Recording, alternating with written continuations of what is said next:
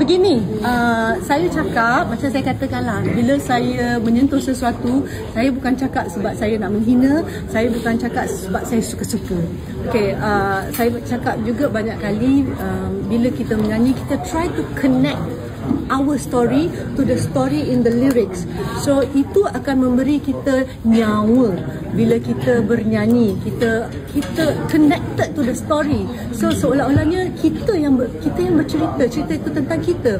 Dan pada saya sebenarnya tadi saya nak memberi pujian kepada Nubhan sebab dia dapat menyampaikan lagu itu dengan baik.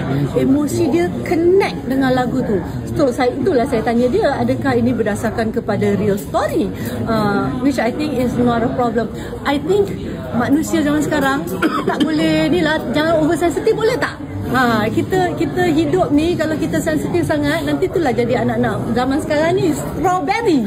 You know, you have to be, life is tough. You know, life is tough. You have to face it.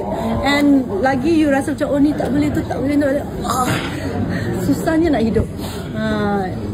I've lived 52 years, dah tua dah, macam-macam dah saya melalui. Dan if I'm gonna take everything as like, oh tak boleh lah, menjatuhkan lah, memalukan lah, susahnya.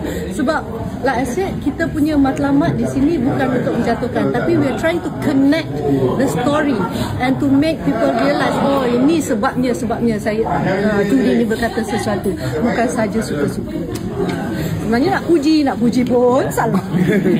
Like bila saya memberi some input, some knowledge, I think bila saya memberi knowledge, actually that singer is very lucky because knowledge is very expensive, music is expensive. Okay, kalau saya memberi pandangan, saya cuba untuk beri nasihat, at the same time saya juga cuba untuk memberi sedikit input macam mana untuk memperbaiki persembahan. So again, it's all back to the contestant, sama ada dia nak terima ataupun tidak. Kalau daripada saya punya matlamat utama adalah untuk memastikan peserta itu berada dalam keadaan yang paling selesa untuk menghasilkan suara yang terbaik. So apa yang saya boleh adalah saya share my little knowledge that I have. Again, so kalau mereka rasakan it's good input, gunakanlah.